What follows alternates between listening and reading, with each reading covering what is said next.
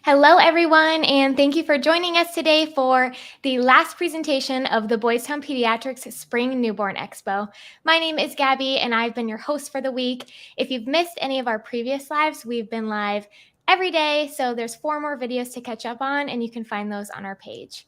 Today, we're joined here with Dr. Sarah Orr, and we're going to be talking about figuring out your parenting style. Dr. Orr, how are you doing today? I'm good. How are you? Good. It's great to have you on. Thank you. So, we've talked a lot this week about things to do when you're expecting a newborn, whether it be feeding, sleep, common infant illnesses, and we even talked hot weather baby tips for those who are delivering in the spring and summer. But we're going to talk a little bit more today about figuring out your parenting style because we got great feedback that says, I've listened to all your tips and I've read the baby books, I've talked with my pediatrician, and maybe you do feel like you're ready to have a newborn, but what about after that? And what about when they kind of grow up and they start talking more and turning into toddlers and parenting really comes into play? So those are kind of what we're going to be talking about. If you are watching live and you have a question on this topic, go ahead and leave it in the comment section of this video. And of course, we're doing a giveaway because it's the last day. So leave a comment, message our page directly, and you'll be or you can message our page directly and you'll be entered to win. So let us know what you've liked this week, any feedback. I always take it and try to use it to make our next expos even better. So we really appreciate all the feedback and the questions that come in. Okay, so the very first question we have for you, Dr. Orr, starting off, from the beginning, is my pediatrician a good source for parenting advice, and can I go to them with questions on it? Yes, absolutely. So your pediatrician there is to answer questions, both on how your child's developing and their health, as well as parenting styles or things you just come in that come up and you have questions about. We're there to answer pretty much anything. So I take questions about sleep a lot. That's one. Transitioning for kids to sleep through the night or transitioning to toddler beds. I've talked about just teenage parenting, how to set boundaries, those types of things. Eating as toddlers eating, trying to get them to sit down at a table and eating, just lots of different things. Your pediatrician is always there, always ask questions. And honestly, if your pediatrician doesn't have any answers or doesn't know the answer, then likelihood is they know who does have those answers and will point you in the right direction. Mm-hmm. Yes. What kind of parenting styles are there? There are so many parenting styles out there, which you probably have noticed, especially if you just are on social media or are starting to read baby books. There's just so many different styles and so many different names for all the styles. 4 of the most common that you might come in contact with are authoritative, which is like a high support type of parenting with a lot of rules and monitoring. There's authoritarian, so that tends to be lower support, but still lots of rules and monitoring. Permissive, so high support, low monitoring or low rules, and then uninvolved, which is low support, low rules. Again, these aren't the only types of parenting styles. That's a pretty simplified version of them. But those are just some of the ones you might come in contact with.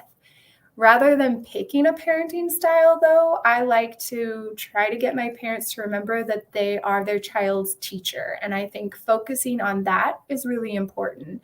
And so if you focus on the fact that you're their teacher, you can help with things like modeling behavior for them that you want to see in your child.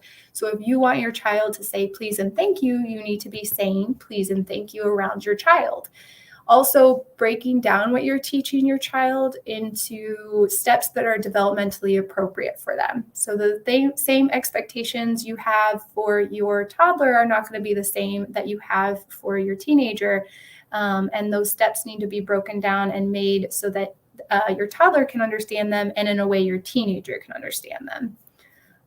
Also staying calm. So anytime you're trying to teach anyone anything, you got to stay calm, even when they're testing your last nerve. And if you are frustrated, step away, take a moment. That's always important, and calm down. You're never going to be able to teach something if you're already frustrated or angry. Mm-hmm. And then Also, getting familiar with different teaching strategies, I think, is important. Every child has a different type of learning. So even within the family, you could have 3 different children who learn in 3 different ways. And I think that's really important to recognize and to know and be familiar with different types of teaching strategies. Mm-hmm. How does my parenting style evolve as my children grow? Yeah, so like I was saying, what your expectations for your toddler are not going to be the same as your expectations for your teenager. So your parenting style is definitely going to evolve over time. You're also going to find things that work for your family and what doesn't work for your family. And what works for you guys may not work for other families. So it's definitely going to be an evolving process. And that's okay. And again, just keep teaching them and make sure that what you're teaching or what you're expecting of your child is developmentally appropriate for their age group. I think that's really important. So as children develop and we rely on our pediatricians for that assistance, what kind of behaviors do pediatricians help with? Yeah. So like I talked about a little before, so sleep is a big one that we get questions on, both having that when children should be sleeping through the night, how to get them to sleep through the night, how to wean off those nighttime feeds. Those are all things we talk about. Switching to toddler beds is another big one. Mm-hmm. So how do we keep toddlers in toddler beds? How do we keep them in their own beds at night? Should they be coming into parents' bedrooms? Things like that. For toddlers, another one we get is eating. So toddlers can be notoriously picky eaters at times. And so how do you deal with a picky eater, and what should your expectations be, and things like that, and what should your boundaries be? And also teenagers. So communication, how should I be communicating? What should my boundaries be? How should I be holding those boundaries? Things like that. So we take all those types of questions. And again, if your pediatrician doesn't have the answers, or you kind of attempted all of the advice they've had to give you, and you seem to need more support, your pediatrician will always be there to kind of point you into the next direction, or point you to someone who has more experience or more resources to kind of help you along the way. Mm-hmm. And with that too, Boys Town Pediatrics, we have behavioral health in every clinic, which Yes, is we do. definitely something that is unique in Omaha for sure, but across the state. So just as Dr. Orr mentioned, we have parenting experts across the board here at Boys Town. And I'll make sure to link to, after this video concludes, we have a Boys Town Parenting Facebook page. And I actually do lives every month on there with Bridget Barnes, who is one of our parenting experts. And you mentioned picky eating, and we actually just covered that topic this month. So I'll make sure to put that in the comments. But, from young childhood all the way through teenagers, I know a few people watching even said, I'm having my first baby and my other child is 10 years old. So we know that for a lot of people watching, that these kind of lives are very applicable across the board. So I just remembered that while we were talking. I wanted to mention it too. So Boys Town also has parenting classes, if I remember correctly. Yeah. So I know a few of my families have taken advantage of that and really liked it. So. Mm-hmm. Yep, that's our Common Sense Parenting. I'll link that too. Sorry, I'm always like lots of links, but they're all super helpful that I want to make sure people are aware of. So, okay, the next question is, should I try and stick to a parenting style, or will my parenting instincts kick in? So for a lot of people who are watching, we get the question of, like I said at the beginning, I've read all the parenting books. I think I have a parenting style picked out, but I'm not sure. So is that pretty fluid, would you say? Yeah, so I'm definitely for researching and being prepared. That's definitely my type of personality. Yeah. But I also always caution my families that if you're reading so many things and researching so many things and you're starting to feel overwhelmed or confused, to definitely take a step back. Just having the information, I think, is important. You don't necessarily have to pick your style right this second. I also think that as your child grows and your family kind of evolves, like I said, that parenting style might change or might evolve for you, and that's definitely okay. So even if you start out thinking you like one style and your child comes and you kind of try it on for your family and see how it works and you don't like parts of it or something else feels more right, it's definitely okay to switch. It's definitely okay to transition to a different parenting style. I do recommend consistency with your style because we want the child to understand the rules and the boundaries and have a very consistent understanding of where those are. But it's okay to say, like, this style isn't working for us. We need to change, and that's fine. Yeah, you mentioned consistency, which kind of leads into my next question. So, what can I do if my partner is not really on the same bandwagon as me as far as parenting style goes? Especially as our children grow and we tune in more to discipline, I want to make sure that I'm on the same page as my partner with that. Yeah. So the biggest things are to have that discussion early and before you need it. So you and your partner really need to sit down and say, okay, well, what if this situation arises? What are your views on that? And then kind of compare where you both are. It really isn't going to be a one parent chooses the style and the other one just kind of gets on board with it. At least the majority of the time, that's not how it's going to work. There's going to be some compromise probably between your two styles just because you are two different people. But make sure that you both understand what's really important to each other and what each of you are not willing to compromise on. And then make sure that those are staples in whatever style you pick. And then the rest of it can kind of be a little more fluid. But definitely just communicate with your partner as much as possible because that's the only way you're going to be consistent for those kids. I'm seeing a lot of great questions come through here in the comment section. So just know that we'll do a quick Q&A at the end and we can help get those answered. So if you're watching live, keep commenting, keep leaving questions, and be entered to win the giveaway here at the end. The next one says, I felt like I was really prepared to have a newborn, but now my toddler is growing up and I'm struggling more with having a toddler, and now I am pregnant with my second child. What tips do you have as a pediatrician for caring for multiple kids? Yeah. So bringing a newborn home can be a hard transition, especially for a toddler who is used to having everybody's full attention. The one thing I really recommend is that either you or your partner spend at least 45 minutes to an hour with your older child alone so that they know they have that dedicated time with you. They know they're still important and prioritized, and that will make a huge difference. Another thing is making sure that we're not constantly blaming baby for why we can't do things. So if you are breastfeeding and you can't play with your toddler who wants to do Legos right that minute, make sure that we're not blaming baby or things like that. Make sure that we're using words that say, okay, well, mommy's busy right now, but we're going to do that in a little bit. And then make sure we're following through when we are telling them that we're going to get there. We just can't do it right now.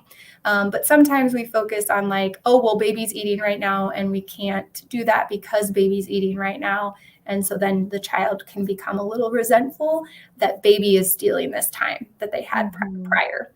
And then keep being consistent. So you've had rules set up for your toddler prior to the new baby being born, and you got to really stick to them and be consistent with it. They already have a lot of transition going on in the home with the new baby coming home and their routine probably being a little bit different. But we really want those boundaries and those rules to kind of stay the same so that they have a consistency and that they know where they're allowed to be and what they're allowed to do, and that type of thing. And consistency really makes a huge difference for small children, especially. Yeah, that's great advice. Is it okay to change your parenting strategies as your kids grow? So I know we kind of have already talked about this a little bit. Do you have any more points to add for that? Just to say yes, it is definitely okay. You are not required to be one strategy forever. Again, what was working for your toddler may not work for your teenager anymore, and that's okay. But whatever style you do pick, consistency is key. So make sure that you're really following through, that you're staying consistent with your boundaries and the rules you're setting in your home and things like that. Inconsistency is really hard on kids, and they tend to push back a lot more when they really don't know what those rules are or where those boundaries are. Mm-hmm. Okay, so let's hop into these discussion questions here. Let me scroll up. Okay, so the first one says, what advice do you have for a couple who has different and sometimes opposing parenting styles? Communication is huge. So really sit down, and I would pick like 3 things that each of you feel really strongly about. And if it can't be 3, then wheedle it down a little bit.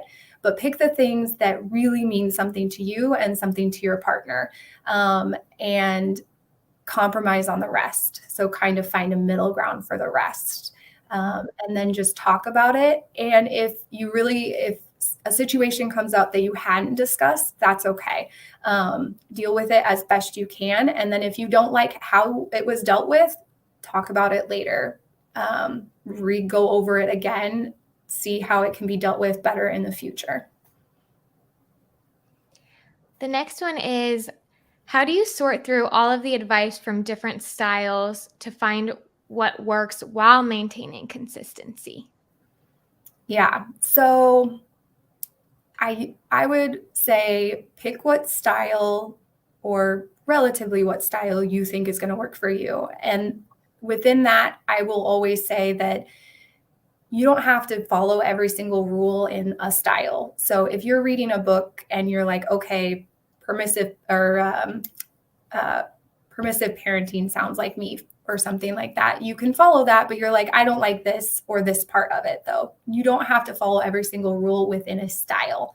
And I think that is kind of the same way that you're going to alter your parenting too. So if find a style, kind of can stay consistent with it as much as you feel it's working for you guys.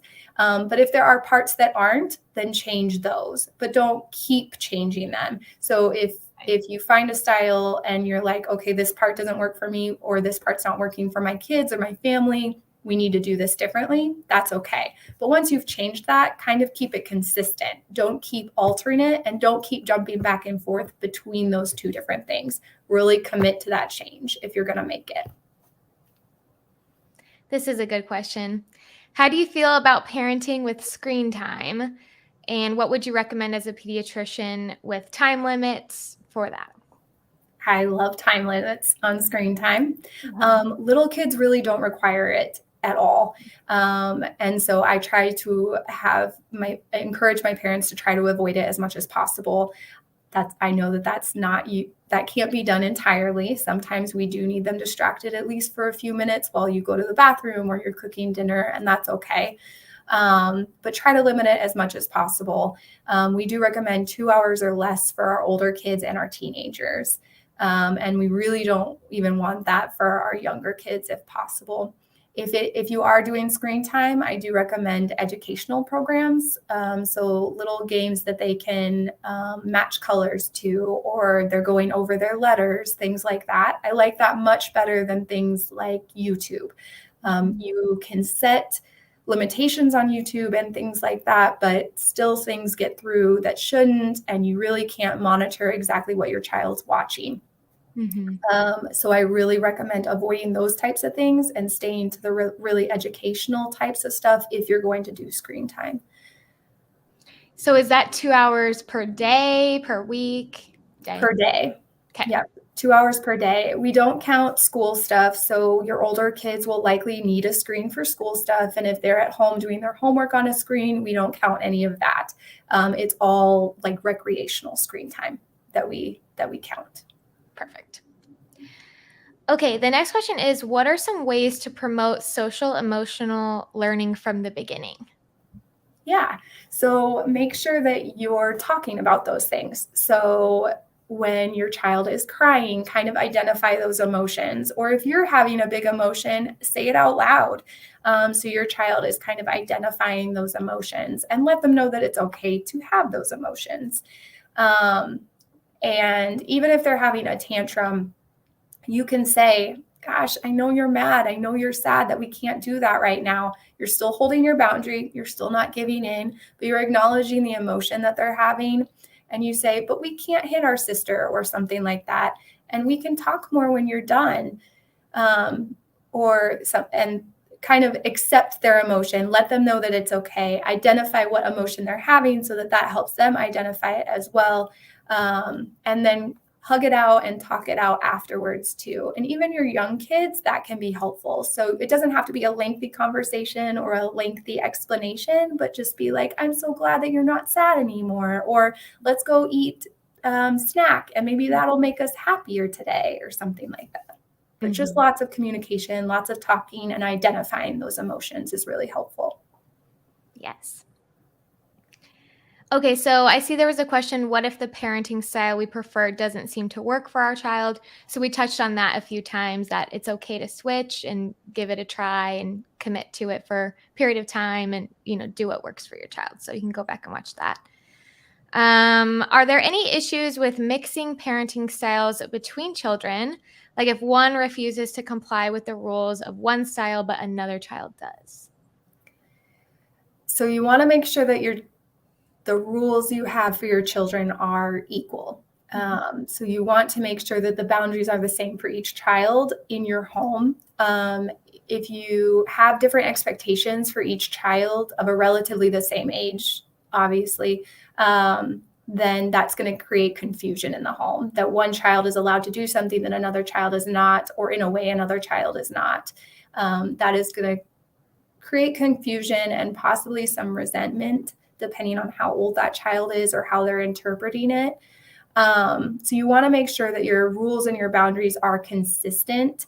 Now, your communication style might be a little bit different for those kids, and depending on if your child is much younger or much older, then your styles might be a little bit different, just based on how old they are, their development, where they are developmentally, and things like that.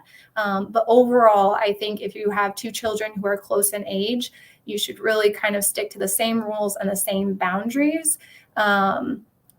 But you can communicate differently with those childs, but the rules and boundaries really need to be pretty consistent between the two. Yes. Okay, the next one is, what is a good way to come back to the conversation if a heated argument occurs and time is needed before discussing a behavior with your child? Yeah. So you can admit that you are angry. You can admit that you are frustrated, and say that out loud. Say, you know what, this conversation's made me angry and made me frustrated. I need a minute, or I think we both are angry and frustrated and we both need a minute, but I'd like to talk about this again. And just state that out loud and let them know that you're going to walk away for a second, but you're coming back. And that coming back point, I think, is really important, because kids need to know that even though you're frustrated, even though you're angry, you are coming back, and you are going to deal with it and continue to talk to them and continue to engage. And I think that's really important. And then when you do come back, make sure that you are truly calm and that you have given yourself and your child enough time to really calm down and consider what you've talked about, and then come back to that conversation in a much better place. Okay, we'll do one more question and then we'll draw for today's giveaway. So thank you everyone for the great questions. This one says, any tips for when parents go away on a trip for a weekend and our kids are staying with grandparents or other family members who have a totally different parenting style? Yeah. So that will happen for sure. Communicate with whoever is watching your children, what your parenting style is and what your expectations are. Their style may be drastically different than your own, and you won't have control over it for that week, probably, that your child is with them. The biggest things I recommend are to make sure that they know what your what your priorities are and the things you're unwilling to compromise on. So, for example, I have a friend and she doesn't spank her child. And so no matter who she leaves her child with, whether it's her parents who may have a very different view on that, she says, this is a no-go. Like we do not spank. And that is a rule. Now, the style that they use to parent those children while the parents are away or while they're watching their grandchildren might be different, but at least they know that that is a core rule and we don't cross that boundary. So even though we can't control the parenting styles of other people who may watch our children, we can at least set boundaries and rules that they hopefully will not cross if you've communicated well. Mm-hmm, definitely. Okay, so before we spin the wheel and draw for the giveaway, I wanted to ask Dr. Orr, how can people watching get in contact with you if they want to maybe do a free meet and greet to schedule you? Yeah. Absolutely. So you can call our clinic and the front desk will schedule you a meet and greet throughout the day, whatever time works for you. The other way you can do it is you can go to Boys Town Pediatrics website and you'll find my name and click on it and you can schedule a meet and greet through our website as well. Yep, so we'll put that in the comments. I think it's linked above this video as well. And you can request a meet and greet with Dr. Orr or any of the other awesome pediatricians that we've chatted with this week. So thanks, everybody. Okay, so the winner today of the Baby Breza, I might be saying that wrong, Breza, is Nicole. Oops, Nicole K. Congratulations, Nicole. If you could just message our page with your email address, we'll coordinate getting you your prize. So there's still a couple giveaways left this week. I know it's our last live, but you can enter tonight's giveaway on our reel. So that's on Facebook and our Instagram page at Boys Town Pediatrics. We're doing one last giveaway there. And then our grand prize we'll probably announce on Monday so we can tally up all the names here over the weekend. But that is a newborn photo shoot with Nikki McLay Photography. And you can enter that by filling out the RSVP form, which is linked above this video. Well, thank you everyone for another great expo. It is always so fun to do these videos and to connect with you all about your newborn. So we really appreciate you taking time to watch. If you're watching later tonight, not live, thanks for coming back to the video and tuning in. I will link a playlist with all the newborn expo videos that we've done ever. So I think we've done 4 or 5 expos right now. So there's at least 20 videos to watch if you maybe wanted to talk about a topic or learn more about something that we didn't mention this week. Chances are we probably talked about it before. So thank you, everybody. Best of luck with your newborn. As always, Boys Town Pediatrics is here for you. Give us a call, schedule a free meet and greet, and have a good rest of your week. Thanks, Dr. Orr. You're welcome.